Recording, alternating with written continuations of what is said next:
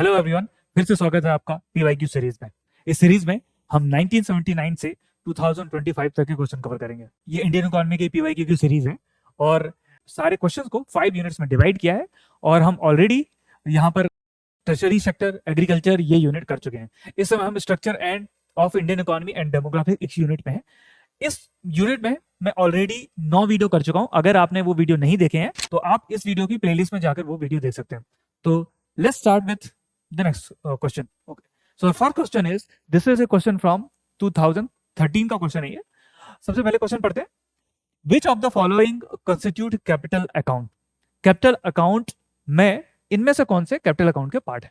Option 1 foreign loan, option 2 foreign direct investment, option 3 foreign private remittance and option 4 portfolio investment. Right, so external जो account है that is part of your syllabus and it is very important कि आप उस पूरे account को समझें, क्या current account में आता है और क्या जो इनमें से इनफ्लो आउटफ्लो है वो कैपिटल अकाउंट में आते हैं। So let's look at capital account, then we will come back and solve this question. देखिए, कैपिटल अकाउंट में किसी भी कंट्री के लिए कैपिटल अकाउंट में ऐसे ट्रांजैक्शंस आते हैं जो उस कंट्री के असेट्स और लायबिलिटीज को चेंज करता है और ये ट्रांजैक्शन उस कंट्री के की प्राइवेट इंडिविजुअल या बॉडीज किसी और कंट्री के साथ करते हैं। Right, so let's look at capital account. इसके अंदर क्या क्या आता है? सबसे पहले देखिए, एक है इसमें इन्वेस्टमेंट। इन्वेस्टमेंट के अंदर आपको दो तरीके के इन्वेस्टमेंट आएंगे। डायरेक्ट इन्वेस्टमेंट, यहां पर आपको एफडी मिलेगा, एफडीआई मिलेगा। राइट, फॉरेन डायरेक्ट इन्वेस्टमेंट जो कि कंपनीज में होता है। इक्विटी कैपिटल, री इन्वेस्टेड अर्निंग, यानी कि अगर जो प्रॉफिट हुआ एफडीआई इन्वेस्ट करने पर वो भी अगर री इन्वेस्ट किया तो यहाँ पर डायरेक्ट इन्वेस्टमेंट में आएगा। दूसरी तरफ आपके पोर्टफोलियो इन्वेस्टमेंट है जिसमें फॉरेन इंस्टीट्यूशनल इन्वेस्टर्स, एफआईआई जिन्हें हम बोलते हैं, वो होते हैं। इसके अलावा ऑफशोर फंड्स और भी जो फंड्स है जो इंडिया में इन्वेस्ट कर रहे हैं ऑफशोर, यानी दूसरी कंट्रीज में रहते हैं। सेकंड जो आइटम है यहाँ पर वो है एक्सटर्नल बोरोइंग, यानी विदेश से लिया गया उधार। Right, so you have external commercial borrowing and short term debt. यहाँ पे ध्यान देने की बात यह है कि यहाँ पे जो बोरोइंग है वो जनरली प्राइवेट कॉर्पोरेशन या बैंक्स ने की होती है। इंडियन गवर्नमेंट कभी भी बाहर से बोरो नहीं करती है। Right, so that is the thing.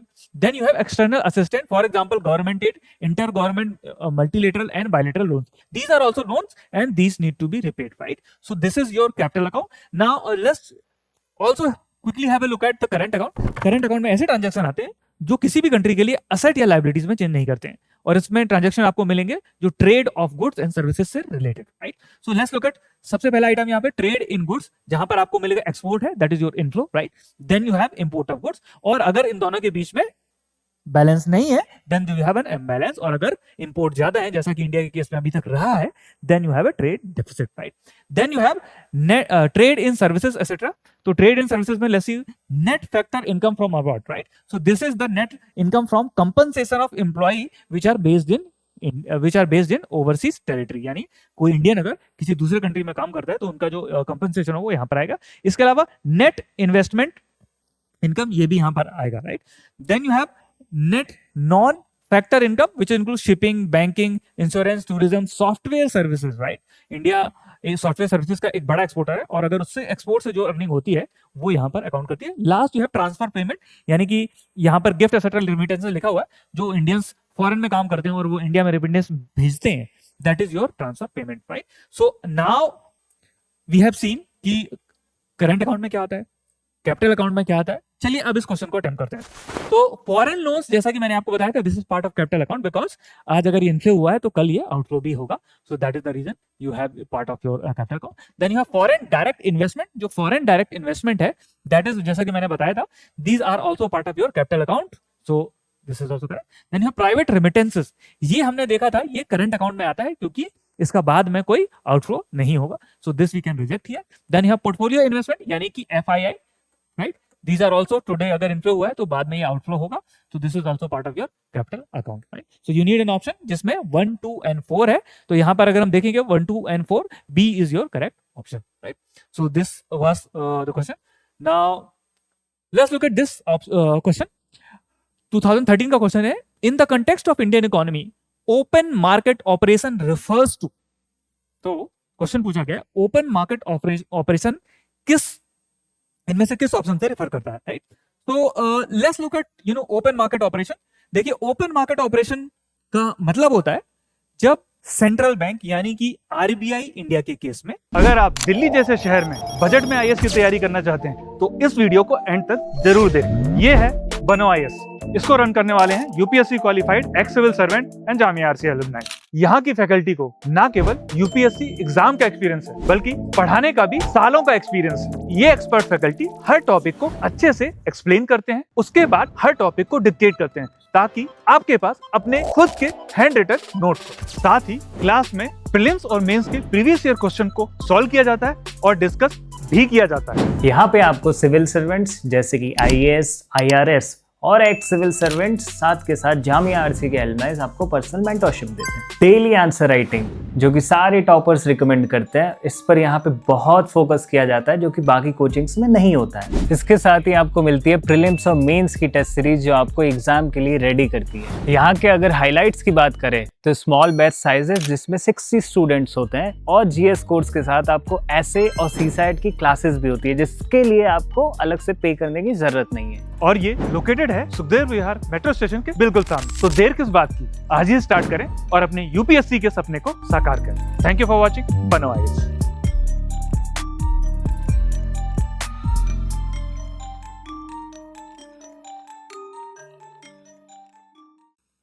यहां पर जो सेंट्रल बैंक है दैट इज योर आरबीआई, ये मार्केट से बॉन्ड खरीदता या बेचता है।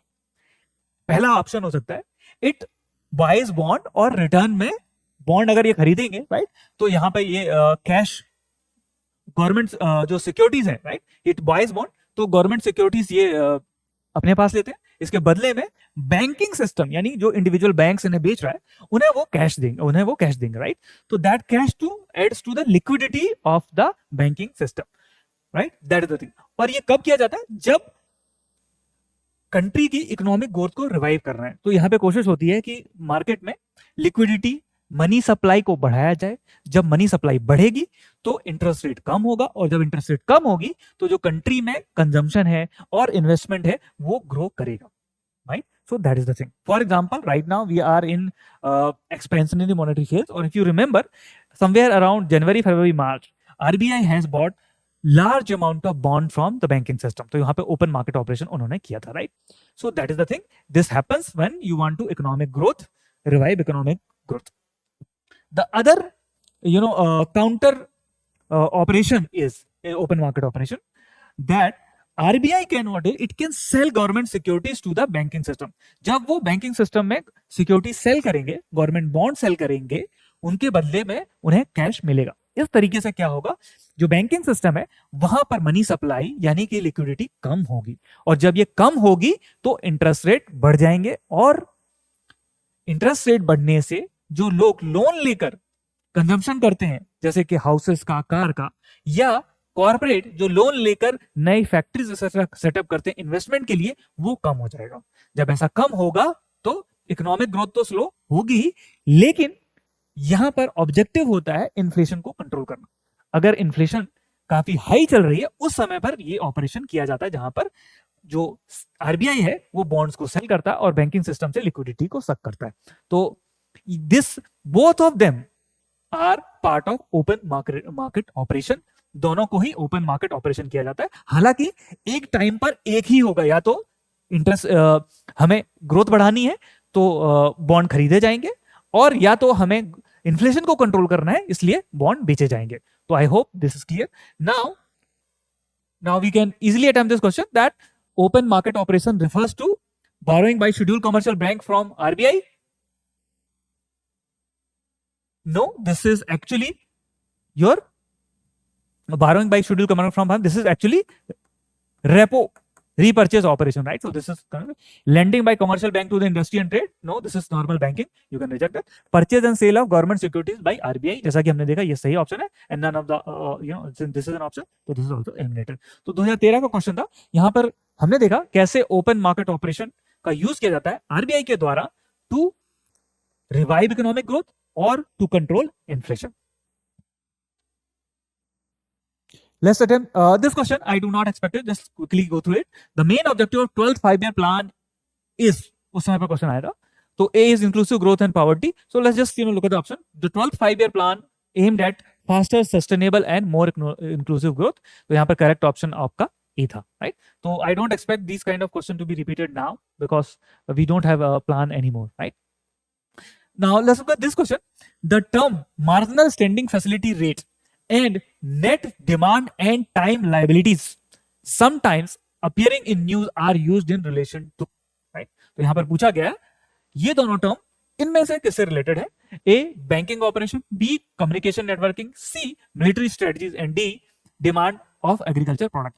तो चलिए ये दोनों टर्म्स को हम समझते हैं, then we will look at the option.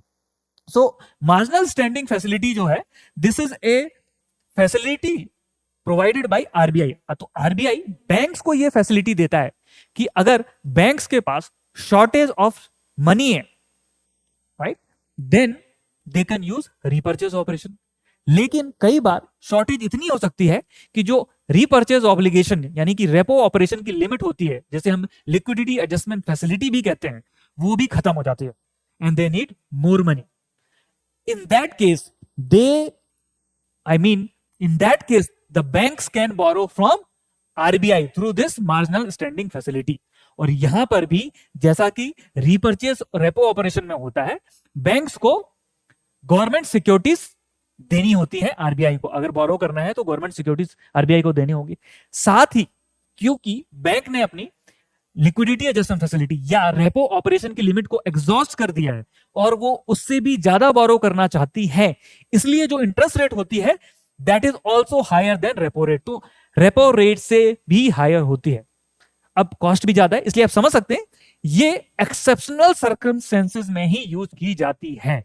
तो नॉर्मली बैंक्स को अगर लिक्विडिटी की जरूरत है तो वो रीपर्चेज ऑपरेशन रेपो में बोरो करेंगे, right? Now, if they adjust that limit, then they will borrow into this. So this is about marginal standing facility. Now, let's also look at net demand and time liabilities. ये क्या term है? अगर आप repo and reverse repo पढ़ते हैं तो ये term वहां पर आता है। देखिए, सबसे पहले let's understand what is demand liabilities and time liabilities, right? तो किसी भी बैंक को जो डिपॉजिट होते हैं वो उनकी लायबिलिटी होते हैं, हमेशा याद रखिए। और जो लायबिलिटीज हैं उनको दो तरीके से डिवाइड किया जाता है। डिमांड लायबिलिटीज, डिमांड लायबिलिटीज ऐसी लायबिलिटीज होती हैं जिनको कभी भी कस्टमर विड्रॉ कर सकता है, यानी कि कभी भी कस्टमर आके बोल सकता है मुझे अमाउंट विड्रॉ करना है। जैसे कि आप समझ सकते हैं कि सेविंग अकाउंट है, right? You can walk into the bank any point in time. अब तो जाने की भी जरूरत नहीं है, आप मोबाइल पे क्लिक करके कभी भी अपना पैसा विड्रॉ कर सकते हैं, राइट? तो it is demand. Similarly current account जो कि कॉर्पोरेट या इंस्टीट्यूशन का होता है, वो भी करंट अकाउंट में पैसा रखते हैं, कभी भी विड्रॉ कर सकते हैं। Then demand draft and unpaid dividend, तो जो डिमांड ड्राफ्ट होते हैं वो भी कभी भी जमा करके जिसके नाम पर इशू है वो विड्रॉ कर सकता है। So all these are part of your demand liabilities. Then you have time liabilities. Time liabilities ऐसी लायबिलिटीज होती हैं जिनकी आउटफ्लो का ड्यूरेशन फिक्स है, यानी कि these are only repayable after fix time. एक फिक्स टाइम के बाद ही पेबल होंगे। आप फॉर एग्जांपल आप समझ सकते हैं कि अगर एक फिक्स डिपॉजिट है 1 साल का, तो वो 1 साल के बाद ही नॉर्मली विड्रॉ होगा, नॉर्मली। हालांकि आप इसको बीच में ब्रेक कर सकते हैं, but that is in less cases. Normally वो 1 साल के बाद ही लोग विड्रॉ कर सकते हैं। So that is this. Then you have recurring deposit जो कि continuous deposit. Then you have time liability portion of the saving deposit, right? तो सेविंग डिपॉजिट के रिलेशन में टाइम लायबिलिटीज, इतना ही मेरे साथ जाने के। अब किसी भी बैंक की एनडीटीएल क्या होता है? किसी भी बैंक के लिए इन दोनों को जब सम कर दिया जाता है, right, that becomes your demand and time liabilities. So that is your demand and time. And यहां पर नेट टर्म का इसलिए यूज किया जाता है, हो सकता है उस बैंक का किसी और बैंक में डिपॉजिट हो, तो उस अमाउंट को एडजस्ट किया जाता है एक इंडिविजुअल बैंक के लिए। And when you calculate this total demand deposit, total time liabilities, and then you net this amount, net यानी कि इसमें से डिडक्ट करते हैं कि इस बैंक का किसी और बैंक में डिपॉजिट, तो उसे हम बोलते हैं net demand and time liabilities. तो represent the total funds a bank owes to its customer use to determine reserve requirement, right? तो इसका सिग्निफिकेंस ये है, इसका यूज करके रिजर्व रिक्वायरमेंट जैसे सीआरआर को डिटरमाइन किया जाता है कि सीआरआर कितना रखना है as a percentage of net demand and time liabilities होता है। एसएलआर कितना रखना है, स्टैट्यूटरी लिक्विडिटी रेशियो कितना रखना है, ये भी as a percentage of net demand and time liabilities होता है। It ensures banks manage liquidity and comply with the RBI regulation, right? तो हमने अब देखा दोनों ही टर्म, हमने इनकी मीनिंग समझ ली, एमएसएफ है। Now if you go that option A banking operation, जी हाँ, सही ऑप्शन यही है कि बैंकिंग ऑपरेशन के केस में ही इसे यूज किया जाता है। So your correct option is A, right? So therefore, others we don't need to read. Let's look at this question. With reference to Indian economy, consider the following statement. The rate of growth of real gross domestic product has steadily increased in the last decade. यानी पिछले decade में rate of GDP growth की rate है वो steadily बढ़ती रही, लगातार बढ़ती रही. Number 2, the gross domestic product at market price has here, यहां पर रेट ऑफ ग्रोथ की बात चल रही है, यहां पर gross domestic product at market prices has steadily increase in the last decade, right. तो अब ये क्वेश्चन 2015 में आया था, राइट. तो हम जानते हैं कि इंडिया की जो जीडीपी ग्रोथ है, right, it fluctuates, right. It fluctuates between, I have seen Covid में डिक्लाइन भी हुआ था, लेकिन उसके बाद जनरली 6-7% के आसपास रहती है, and in between in 1 or 2 years it has been even 10%, right. तो rate of growth of GDP has steadily increased. Is that a correct statement? That is because अगर हम GDP growth को देखें तो ये 10% है, right? Steadily increase का मतलब होगा कि जो rate of growth है वो consistently बढ़ ही रही है, rate बढ़ रही है, right? So let's say it is 5%, then it is 6%, then 7%, then 8%, right? Then 10%. That will be steadily increase. But क्या ऐसा केस है इंडिया की GDP growth के बारे में? नहीं, right? Because it goes up and it also comes down and it oscillates between, I would say, 10% to 6-7%. That is the rate of growth, right? So first statement is therefore correct. Now let's read the second statement. The gross domestic product at market prices has steadily increased in the last decade. यहां पर statement बोल रहा है कि जो GDP at market price है वो बढ़ती रही है, यानी कि जीडीपी का जो अमाउंट है, the amount is continuously going up year after year. Now if we look at our GDP, it is indeed going up year after year except the year of COVID, जहां पर हमें decline देखने को मिला था, right. उसके अलावा India की जीडीपी जो है वो लगातार बढ़ती रही, जीडीपी बढ़ती रही है, उसकी रेट ऑफ ग्रोथ लगातार नहीं बढ़ी है, वो बढ़ती है घटती है, लेकिन जीडीपी का जो नंबर है, एब्सोल्यूट नंबर है, वो इटसेल्फ बढ़ता रहा है, right. So therefore your second is correct option and first is not the correct option. तो यहां पर स्टूडेंट को बहुत ही अटेंटिव रहना पड़ेगा ऐसे क्वेश्चन सॉल्व करने के लिए. टू एंड ऐसा जरूरी नहीं है आपको कि एग्जैक्ट नंबर पता हो, लेकिन अगर आपको ब्रॉड ट्रेंड्स पता है इंडिया की जीडीपी ग्रोथ का पिछले 10 साल में, तो आप ये क्वेश्चन अटेम्प्ट कर सकते हैं, right.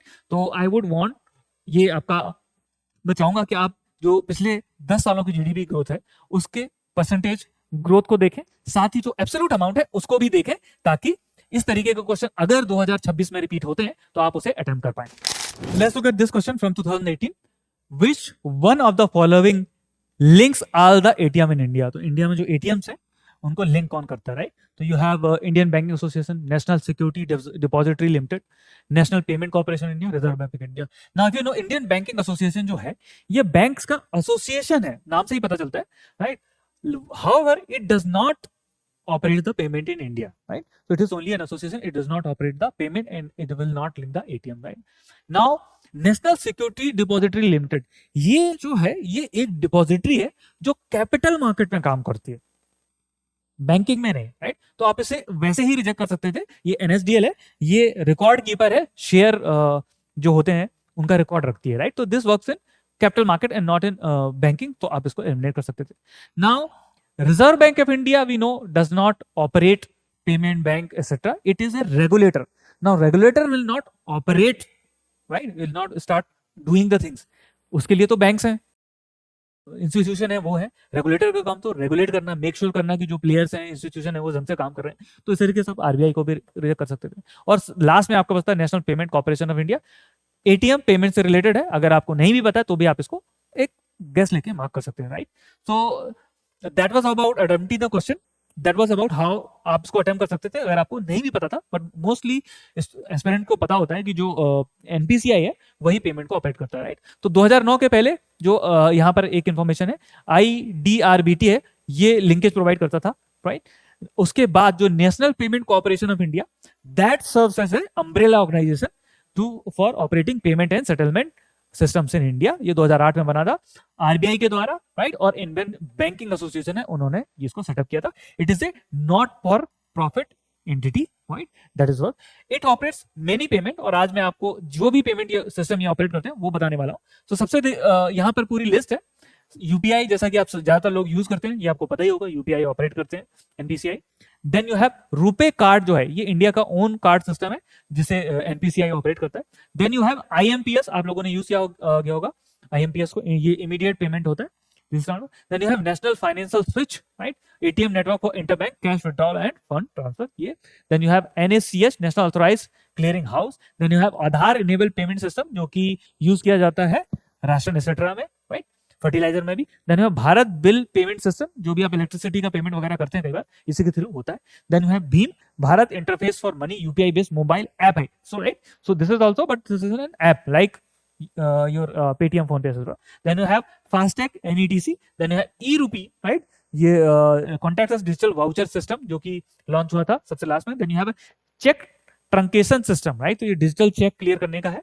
Then you have star 99 hash, ये USSD बेस्ड पेमेंट सिस्टम है। ये जो स्मार्टफोन नहीं होते हैं, बेसिक फोन, उन पे ये पेमेंट सिस्टम ऑपरेट करता है। तो please know them about them so that you can attempt the question. Now let's look at this question. Consider the following statement. Capital adequacy ratio is the amount that bank have to maintain in the form of their own funds to offset any loss that bank incur if the account holders fail to repay dues, right? तो यहां पर statement 1 है. The second, which is statement is CAR decided by each individual bank. तो देखते हैं पहले statement को और फिर दूसरे स्टेटमेंट को। First statement, capital adequacy ratio is the amount that bank have to maintain in the form of own fund, right? सही है, राइट? तो ओन फंड के फॉर्म में ये मेंटेन करना होता है।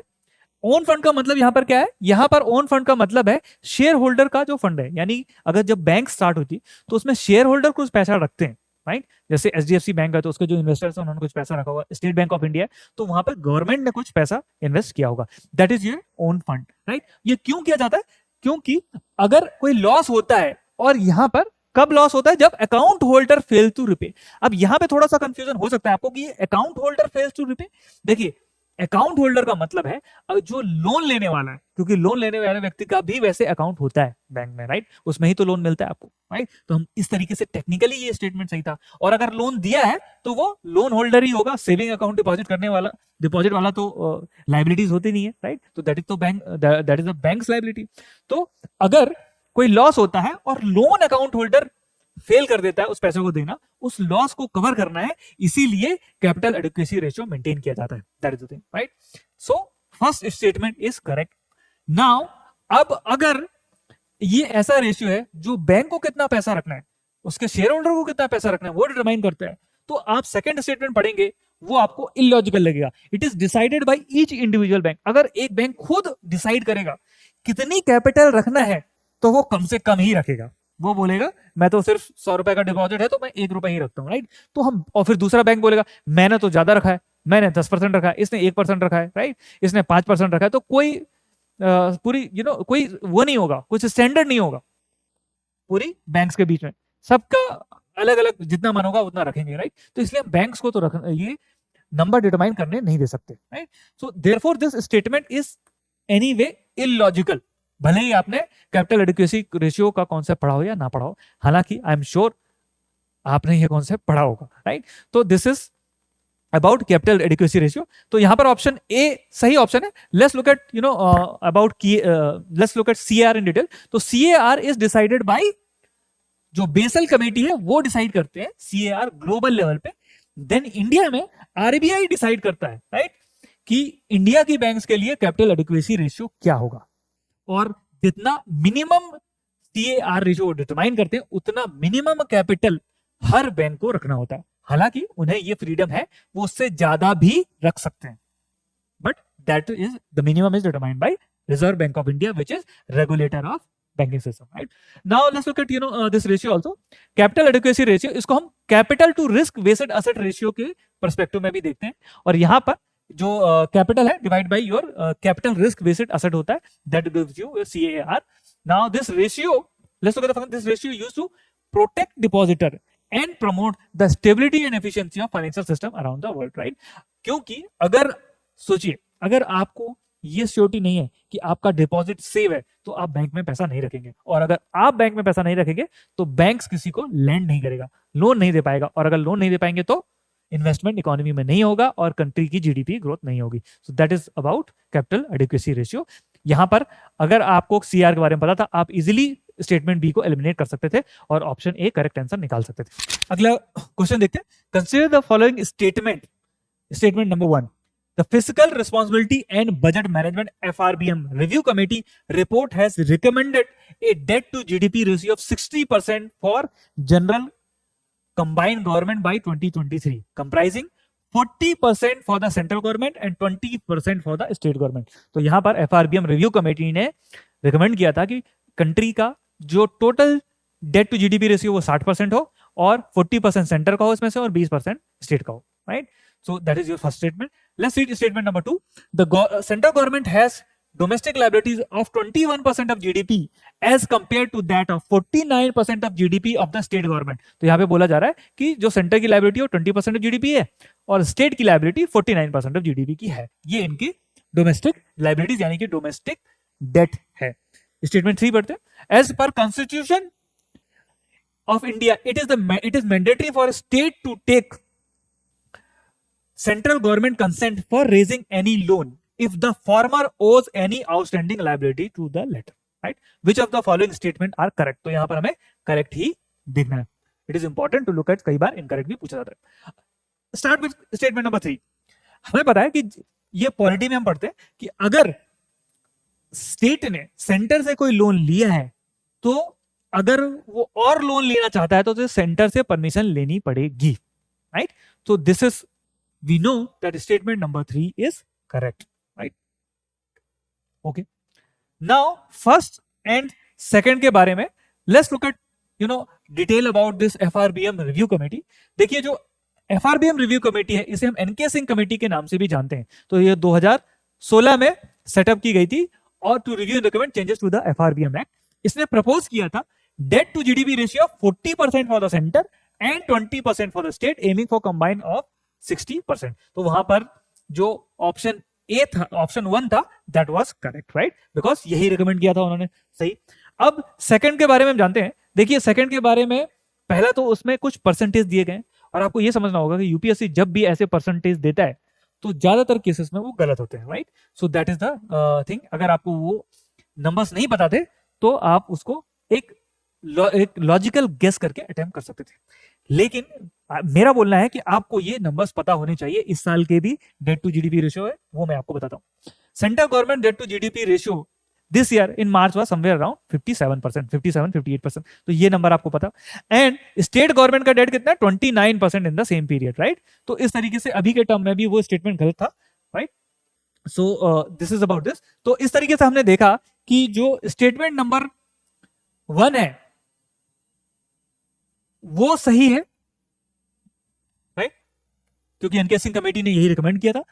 थर्ड हमने देखा ये भी सही है और सेकंड हमने देखा वो गलत है क्योंकि डेट टू जीडीपी सेंटर का 57 है इस समय पर. राइट. और उस समय पर भी कुछ और ही था. साथ ही नंबर्स दिए हैं तो ज्यादातर चांसेस वो गलत हो सकते हैं. तो इस तरीके से हम ऑप्शन सी के साथ अपना लॉजिकल गेस अटेम्प्ट कर सकते थे.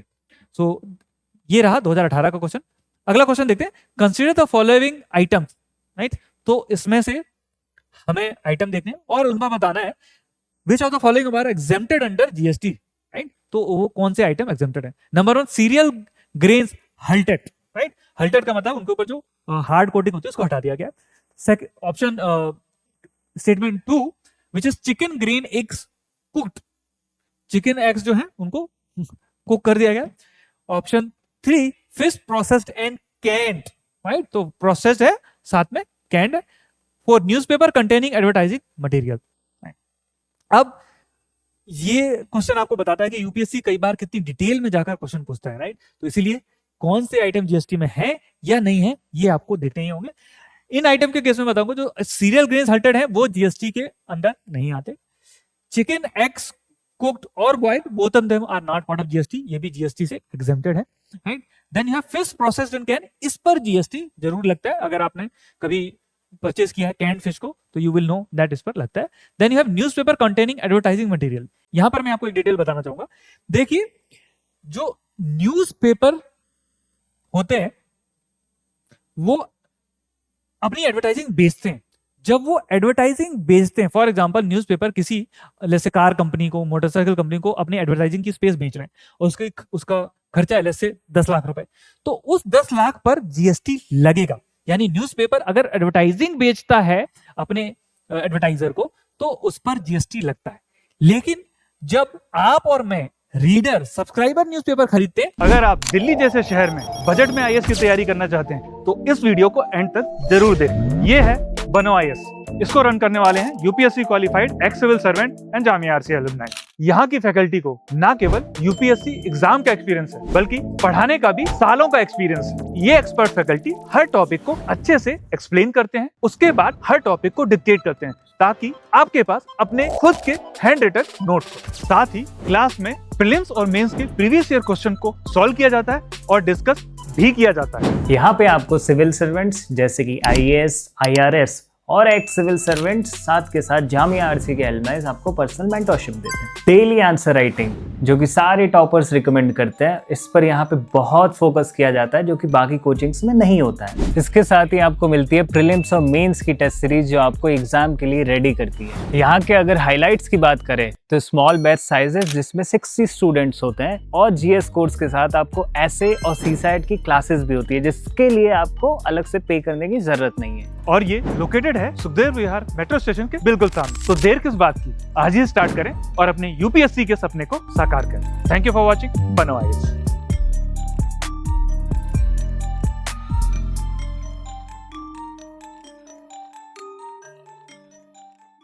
तो उस पर जीएसटी नहीं लगता है।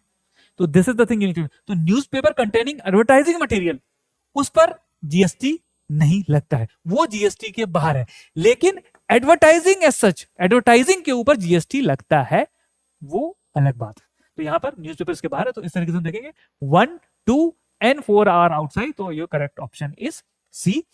Now after attempting the question my recommendation is आप जाएं और देखें कौन से आइटम पर जीएसटी लगता है या नहीं लगता है। तो this was a question from 2018। Now one client वहीं पर यहाँ पर सेम डिटेल यहाँ पे मैंने आपको बता दिया जो भी होगा, ठीक है। With reference to India's decision to levy an equalisation tax of 6% on online advertisement services offered by non resident entities, which of the following statement are correct, right? तो इक्वलाइजेशन लेवी या टैक्स ऑफ 6% जो online advertisement पर लगती है non resident entities, उनके case में कौन से स्टेटमेंट हमें यहाँ पर देखने हैं, क्या उनसे स्टेटमेंट करेक्ट है, right? It is introduce as a part of the income tax, introduce as a part of the income tax act, right? अब आप यहाँ पर देख रहे हैं कि यूपीएससी यहाँ पर डिटेल में जाके पूछा इनकम टैक्स एक्ट में आया था या अलग से आया था, कैसे आया था बताइए, right? Second statement, non-resident entities that offer advertisement services in India can claim a tax credit in their home country under the double taxation avoidance agreement. तो यहां पर सेकंड स्टेटमेंट बोल रहा है कि जो भी नॉन रेसिडेंट एंटिटीज हैं जिन्होंने ये इक्वलाइजेशन टैक्स दे दिया, वो अपने कंट्री में टैक्स क्रेडिट क्लेम कर सकते हैं डबल टैक्सेशन अवॉइडेंस एग्रीमेंट के अंदर, right? So this is the question. Select the correct answer using code given below, right? Now यहां पर आपको ये समझना होगा कि ये इक्वलाइजेशन टैक्स क्या होता है, राइट? तो जैसा कि आप लोग जानते हैं कि व्हेन वी यूज इंटरनेट या सोशल मीडिया, वहां पर बहुत सारी कंपनीज हैं वो एडवर्टाइजमेंट सेल करती हैं। वो एडवर्टाइजमेंट जो होती है, जैसे न्यूज़पेपर एडवर्टाइजमेंट देते हैं, ऐसे ही जो ऑनलाइन इंटरनेट कंपनी यानी कि गूगल है और सोशल मीडिया कंपनी है, मेटा है और जो दूसरे यूट्यूब है एसेट्रा, वो एडवर्टाइजिंग को बेचते हैं। जब वो एडवर्टाइजिंग बेचते हैं, राइट, तो गिवन दैट ये सारी कंपनीज इंडिया में रजिस्टर्ड नहीं थी, इंडिया के थ्रू बिलिंग नहीं करती थी, ये टैक्स नहीं दिया करती थी, और क्योंकि ये टैक्स नहीं देती थी तो this used to be relatively cheaper. And एक फीलिंग थी कि मल्टीनेशनल कॉर्पोरेशन जो डेवलपिंग कंट्रीज हैं वहां पर टैक्स नहीं देते हैं, टैक्स इवेजन कर रहे हैं। इसलिए इस प्रॉब्लम को ओवरकम करने के लिए इंडियन गवर्नमेंट ने इक्वलाइजेशन टैक्स लगाया, और ये स्टार्ट हुआ था ऑनलाइन एडवर्टाइजमेंट से। यानी कि कोई भी इंडियन एंटिटी जब एडवर्टाइजमेंट खरीदती थी बाहर की कंपनी से, उस पे उसे 6% जो टैक्स है वो देना पड़ता था, दैट इज 3। लेकिन इसका इंट्रोडक्शन जो है वो इनकम टैक्स एक्ट में उस साल नहीं हुआ था। इसका इंट्रोडक्शन हुआ था फाइनेंस एक्ट में, सेपरेट लेजिस्लेशन, सॉरी, उसका इंट्रोडक्शन हुआ था एक सेपरेट एक्ट में, फाइनेंस बिल के थ्रू, राइट? तो it was not part of income tax act. And that was about introduction. तो आप कोई भी अगर नया प्रोविजन आना है तो you also have to check it कि वो किस एक्ट में आया है, that is the detail required. अब दूसरा part, doesn't provide tax credit. अब आप खुद सोच सकते हैं, अगर किसी ज्यादातर जो कंट्रीज जैसे यूएस है जहां पर कंपनी बेस्ड है, वो ओवरसीज इनकम पर टैक्स चार्ज नहीं करती है, तो अगर वो चार्ज नहीं करती हैं तो क्रेडिट भी क्यों देंगे, राइट? तो अगर आपने इंडिया की इनकम पे वो इनकम टैक्स चार्ज नहीं करती हैं, तो इनडायरेक्ट टैक्स की तो बात ही छोड़ दीजिए। तो जब वो टैक्स ही चार्ज नहीं कर रही हैं, तो आपको उस पर इनपुट कैसे क्लेम करोगे आप, राइट? तो आपने टैक्स जो दिया है वो इंडिया में दिया है और उस पर इनपुट टैक्स क्लेम करने का कोई प्रोविजन नहीं था, तो दैट जो यहाँ पर सेकंड स्टेटमेंट था दैट वाज इनकरेक्ट। तो यहाँ पर आपको जो सही ऑप्शन है that is your D, neither one not two, that was the answer. इसके बाद मैं आपको बताना चाहूंगा कि जो इक्वलाइजेशन टैक्स है उसकी स्टार्ट हुई थी ऑनलाइन एडवर्टाइजिंग से, लेकिन बाद में ये ई कॉमर्स सप्लाई एंड सर्विसेज इस पर भी इंपोज कर दिया गया। तो 2020 में इंडिया ने एक और प्रोविजन इंट्रोड्यूस किया जहां पर secondary category income passes e commerce and supply and services, e commerce supply जैसे अमेजन एक्सेट्रा है, which attract 2% equalization levy, right? तो उनको सीधे जितना भी उन्होंने इंडिया में सेल किया उस पर 2% इक्वलाइजेशन लेवी देना है। This was introduced through the finance act and applies to non resident e commerce operator जो इंडिया में बेस नहीं है बट ई कॉमर्स की सर्विस प्रोवाइड करते हैं, राइट? तो अभी जो इक्वलाइजेशन टैक्स है वो सिर्फ एडवर्टाइजमेंट पे नहीं लगता बल्कि ई कॉमर्स सर्विसेज पे भी लगता है। तो I hope you will keep this in mind अगर ऐसा क्वेश्चन दोबारा आता है। Let's look at another question. Despite being a high saving economy, capital formation may not result in significant increase in output, right? Output due to, तो यहां पर question आपसे पूछा जा रहा है कि सेविंग ज्यादा होने के बावजूद किसी इकोनॉमी में कैपिटल फॉर्मेशन हो लेकिन आउटपुट ज्यादा ना बढ़े, इसका क्या रीजन हो सकता है, राइट? तो यहां पर वीक एडमिनिस्ट्रेटिव मशीनरी, राइट? हम बोल सकते हैं कि हो सकता है कि एडमिनिस्ट्रेशन वीक है जिसकी वजह से जीडीपी ना बढ़े, लेकिन इकोनॉमी के पर्सपेक्टिव में मैं ये बोलूंगा कि ये हम इतना डायरेक्टली नहीं पढ़ते, राइट? तो illiteracy, high productivity, high population density that can also not be conclusive नहीं बोल सकते, राइट? हाई पॉपुलेशन डेंसिटी हो सकता है ऐसी कुछ प्रॉब्लम हो, लेकिन हम ऐसा कोई कंक्रीट कॉन्सेप्ट होना चाहिए अगर हम बोलें कि भाई हाई सेविंग है, कैपिटल फॉर्मेशन है फिर भी जीडीपी ग्रोथ नहीं हो रही है। तो यहां पर आई एम श्योर आप सब लोगों ने एक टर्म पढ़ा होगा, the capital output ratio is economic measure that shows the amount of capital needed to produce 1 unit of output, यानी कंट्री की आउटपुट जीडीपी एक यूनिट प्रोड्यूस करने में कितनी कैपिटल की रिक्वायरमेंट होती है, right? That is to produce output. It is used in macro economic planning to understand the relationship between countries investment level, कितना इन्वेस्टमेंट की जरूरत है, and its resulting economic growth. A high capital output ratio indicate that economy is less efficient in its use of its capital and vice versa, right? तो vice versa यहाँ पे होना चाहिए, ठीक है? Incremental capital output ratio, right? This is another variation of this same ratio, measures the percentage increase in capital formation required obtaining a percentage increase in the GDP, right? This is the formula ICO or percentage increase in investment divided by percentage increase in investment, right? तो अब आप समझ सकते हैं कि अगर जब capital, यहां पर हमने पढ़ा कि मान लीजिए capital divide by 1 unit of GDP, यहां पर जो हम बात कर रहे थे, and then you can look at ICOR जो रेशियो है, आप इसको देख सकते हैं यहां पर percentage increase in investment divide by percentage increase in GDP. अब अगर ये ज्यादा है, इन्वेस्टमेंट रिक्वायर्ड ज्यादा है, तो क्या होगा? हम सेविंग तो करेंगे, कंट्री के लोग सेव भी करेंगे, वो कैपिटल बन भी जाएगी, बैंक लोन भी देंगे, लेकिन जीडीपी उतनी तेजी से नहीं बढ़ेगी। और आयो let me explain the relationship between saving and investment. जैसा कि हम पढ़ाते हैं, जो इन्वेस्टमेंट होता है वो कहां से आता है? हम जो सेव करते हैं, राइट, उसी को बैंक्स और capital market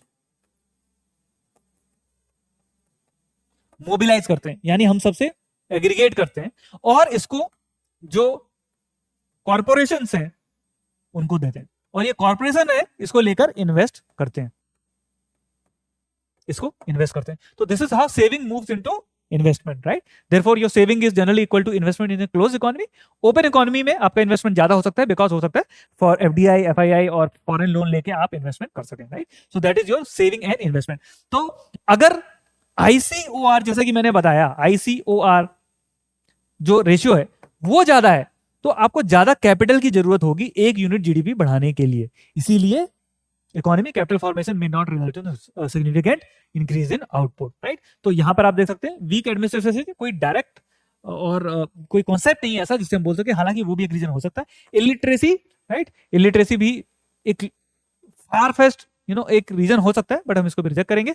then you have high population density and then you have high capital output ratio. This is a direct concept taught in your economic textbook, therefore you would mark this question, high capital output ratio, यानी ज्यादा capital की जरूरत है output बढ़ाने के लिए। So this is it. Let's look at another question. Which of the following is not included in the assets of commercial bank in India?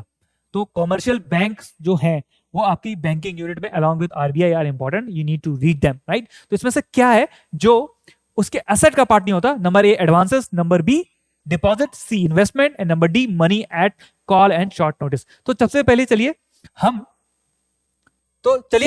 Banks की balance sheet को देख लेते हैं। तो अगर आप किसी भी बैंक की बैलेंस शीट देखेंगे तो वो ऐसी दिखती है। On the one side you have liabilities, on the other side you have assets, right? This is the balance sheet. Now if you look at loan are banks asset, क्यों है वो asset? क्योंकि लोन पर bank को interest मिलता है और वो इंटरेस्ट बैंक की इनकम होती है, therefore they are this asset, right? तो लोन यहां पर आते हैं। इसके अलावा प्रॉपर्टी भी होती है कुछ, क्योंकि बैंक की ब्रांचेस एक्सेट्रा होती है। यहां पर ऑल्सो मैं बोलूंगा कि ये पूरा लोन नहीं होता, इसके साथ में आपको गवर्नमेंट सिक्योरिटीज भी मिलती हैं।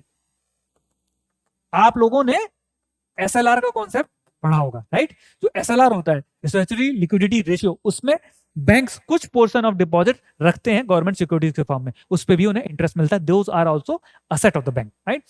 दूसरे साइड देखते हैं, दूसरे साइड बैंक की लायबिलिटी तो होती है। ये क्या है? Equity.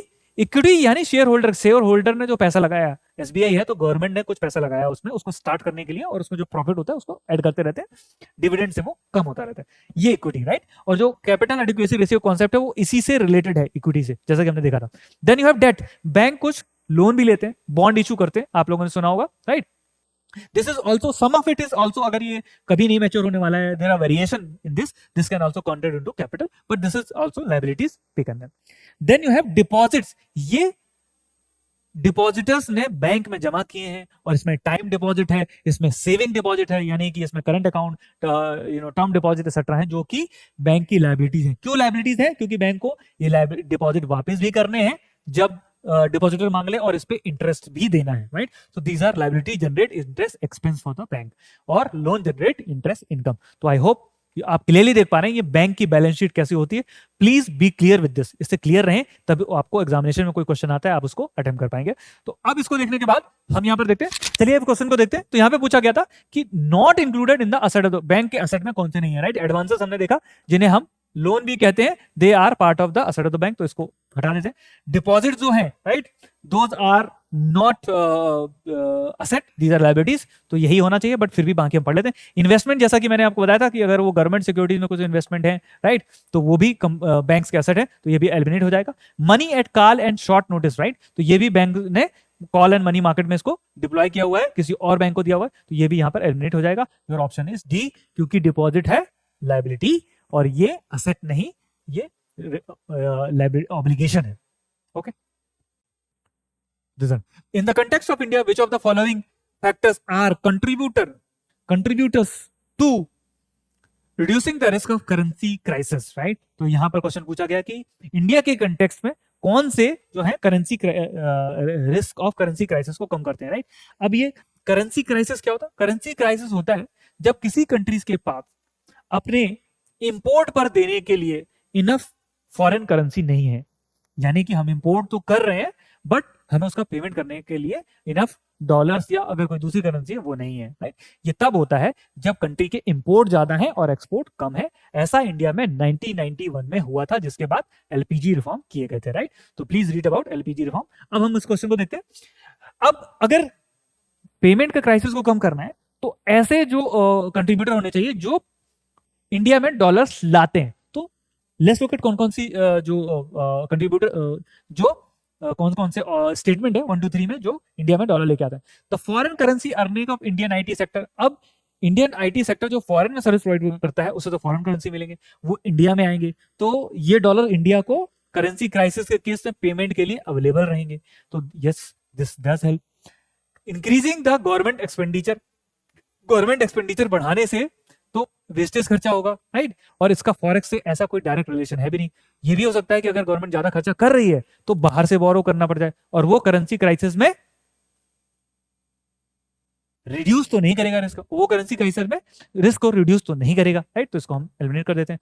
Remittances from Indian abroad, अब ये वो अमाउंट है जो इंडिया के लोग फॉरेन में काम करते हैं और इंडिया में रिटर्न भेजते हैं अपनी फैमिली के लिए, क्योंकि ये कभी वापस नहीं जाना है, इसलिए ये इंडियन गवर्नमेंट के पास अवेलेबल होता है, ये इसका पेमेंट कर सकते हैं।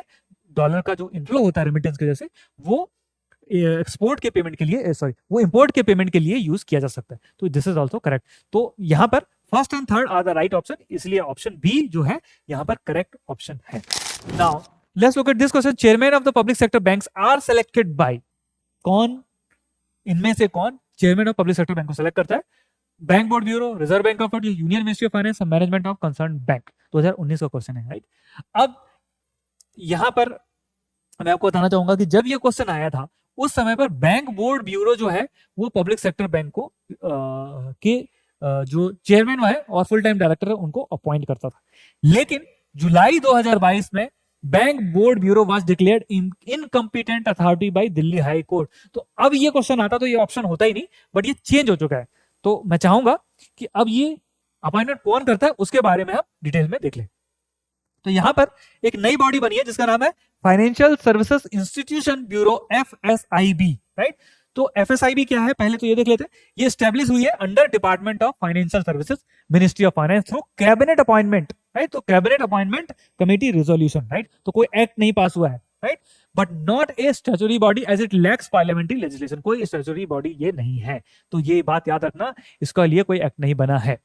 Appointment authority primary function is to recommend appointment for whole time director and non-executive chairperson for public sector bank, financial institution and insurance company, right? तो इंश्योरेंस कंपनी के केस में भी ये रिकमेंड करेगा। कौन सी इंश्योरेंस कंपनी? गवर्नमेंट की, यानी public sector की जो इंश्योरेंस कंपनी है। प्राइवेट सेक्टर तो अपना खुद अपॉइंट करेगा। कंपोजिशन क्या है? 11 मेंबर है इसमें। चेयरमैन है central government nominee. Ex officio member कौन है? Department of financial service secretary, IRDA chairman, RBI deputy governor and 6 part time expert from banking and insurance sector. तो ये एक इंपॉर्टेंट बॉडी है, please note this because bank Board bureau अब नहीं है और ये क्वेश्चन दोबारा आ सकता है। Next question is from 2019। यहां पर हम देखते हैं, consider the following statement. Statement number 1 क्या है? Petroleum and natural gas regulatory board, PNGRB, is the first regulatory body set up by government of India। तो बोला PNGRB इंडिया की पहली रेगुलेटरी बॉडी है, राइट। बाकी स्टेटमेंट भी पढ़ते हैं। One of the task of PNGRB is to ensure competitive market for gas, right. तो पेट्रोलियम एंड नेचुरल गैस नाम में लिखा हुआ है, तो हम बोल सकते हैं कि हाँ, इसका काम competitive market for gas ensure करना हो सकता है, क्योंकि बाकी जो रेगुलेटर होते हैं उनका भी यही काम होता है कि अपने सेक्टर में कंपटीशन और हेल्दी कंपटीशन को इंश्योर किया जाए। इसका भी काम हो सकता है। तो ये सेकंड स्टेटमेंट तो सही होना चाहिए। Third, appeal against the decision of PNGRB go before the appellate tribunal of electricity. अब आप लोगों को पता है कि कोई भी जो रेगुलेटर होता है उसके अगेंस्ट अपील का प्रोविजन होता है, राइट। जैसे सेबी के केस में SAT है, उनके पास जो है अपील जाती है, राइट। तो this could also be correct, तो हम इसको देख सकते हैं। May be sure, may be not sure, let's look at the first option, right. PNGRB the first regulatory body set up by the government of India। अब इसके लिए आपको थोड़ा सा आइडिया होना चाहिए कि PNGRB को कब सेटअप किया गया था, और इसका थोड़ा सा आइडिया आप लगा सकते हैं कि इंडिया में जो पेट्रोलियम और नेचुरल गैस है का जो सेक्टर है वो कब डीरेगुलेट हुआ, यानी कब वहां से गवर्नमेंट ने अपना रोल कम किया। क्योंकि जब प्राइवेट सेक्टर को हम अलाउ करेंगे उसके बाद ही हमें रेगुलेटर की जरूरत पड़ेगी, राइट। तो इस आप जानते हैं कि इंडिया का जो पेट्रोलियम नेचुरल गैस का सेक्टर है उसमें गवर्नमेंट का जो रोल है अभी भी ज्यादा है, because they are public sector companies also, right. And it happen relatively late compare to other sectors. For example अगर आप देखेंगे फाइनेंशियल सर्विसेज है, राइट, बैंकिंग है, कैपिटल मार्केट है, ये तो बहुत पहले रेगुलेट हो गया था। 1992 के पहले भी हमारे यहाँ प्राइवेट बैंक थे, राइट। तो वो एक उसके बैंकिंग में रेगुलेटर पहले से था, right. RBI existed, you also have studied। The second is if you know about capital market, तो जो कैपिटल मार्केट रेगुलेटर है वो 1992 का एक्ट है सेबी का, राइट। तो पीएनजीआरबी जो है नेचुरल गैस, ये तो बहुत बाद में रेगुलेट हुआ, तो ये फर्स्ट होगा, ये होना थोड़ा डाउटफुल है। दूसरा, अगर आपको नहीं भी पता है तो फर्स्ट एक्सेट्रा और ये सारे जो स्टेटमेंट है इनको यूपीएससी जनरली गलत ही देता है, राइट। तो आप देख सकते हैं अनलेस यू आर श्योर कि ये फर्स्ट है, आप उसे गलत मार्क करने का एक गेस ले सकते हैं, और ज्यादातर केसेस में ये गेस सही होगा, तो हम इसको गलत मार्क कर सकते हैं। तो अब अगर आप फर्स्ट को एलिमिनेट करते हैं तब आपके पास ऑप्शन फर्स्ट को एलिमिनेट करेंगे तो ए सी एंड डी कट जाएगा, आपके पास ऑप्शन बी ही बचेगा, और सेकंड हम जानते हैं सही है। तो हमें यहाँ पर एक लॉजिकल गेस के साथ जाना होगा कि हाँ second and 3 is the correct option, right. So this is the way you could have attempted this question. इस तरीके से इस क्वेश्चन को अटेम्प्ट कर सकते हैं। ऑप्शन बी पढ़ते हैं, PNGRB was constituted under petroleum and natural gas regulatory board of 2006। तो अब हम देख सकते हैं कि 2006 में बना था, और बैंकिंग का रेगुलेटर तो बहुत पुराना है, एक्ट है। जो कैपिटल मार्केट रेगुलेटर सेबी का एक्ट बहुत पुराना है, तो ये तो फर्स्ट हो ही नहीं सकता। SEBI was formed in 1988 by an executive order given statutory 1992। IRDA many other regulatory bodies were set up before 2006। तो कितने पुराने हैं? PNGRB certainly not the first body to be set up by government of India. Number 1 is wrong, by elimination we are left with the answer B, ठीक है। अगर आप दिल्ली जैसे शहर में बजट में आईएएस की तैयारी करना चाहते हैं तो इस वीडियो को एंड तक जरूर देखें। ये है बनो आईएएस। इसको रन करने वाले हैं UPSC qualified ex civil servant and Jamia RCA alumni. यहाँ की फैकल्टी को ना केवल यूपीएससी एग्जाम का एक्सपीरियंस है, बल्कि पढ़ाने का भी सालों का एक्सपीरियंस है। ये एक्सपर्ट फैकल्टी हर टॉपिक को अच्छे से एक्सप्लेन करते हैं, उसके बाद हर टॉपिक को डिक्टेट करते हैं, ताकि आपके पास अपने खुद के हैंड रिटन नोट्स हो। साथ ही क्लास में प्रीलिम्स और मेंस के प्रीवियस ईयर क्वेश्चन को सॉल्व किया जाता है और डिस्कस भी किया जाता है। यहाँ पे आपको सिविल सर्वेंट्स जैसे कि आईएएस, आईआरएस और एक्स सिविल सर्वेंट्स साथ के साथ जामिया आरसी के एलुमनाइज आपको पर्सनल मेंटरशिप देते हैं। डेली आंसर राइटिंग जो कि सारे टॉपर्स रिकमेंड करते हैं, इस पर यहाँ पे बहुत फोकस किया जाता है, जो कि बाकी कोचिंग्स में नहीं होता है। इसके साथ ही आपको मिलती है प्रीलिम्स और मेंस की टेस्ट सीरीज, जो आपको एग्जाम के लिए रेडी करती है। यहाँ के अगर हाईलाइट्स की बात करें तो स्मॉल बैच साइजेस जिसमें 60 स्टूडेंट्स होते हैं, और जीएस कोर्स के साथ आपको एसए और सीसाइट की क्लासेस भी होती है, जिसके लिए आपको अलग से पे करने की जरूरत नहीं है। और ये लोकेटेड है सुखदेव विहार मेट्रो स्टेशन के बिल्कुल सामने। तो देर किस बात की, आज ही स्टार्ट करें और अपने यूपीएससी के सपने को साकार करें। थैंक यू फॉर वॉचिंग बनो आईएएस।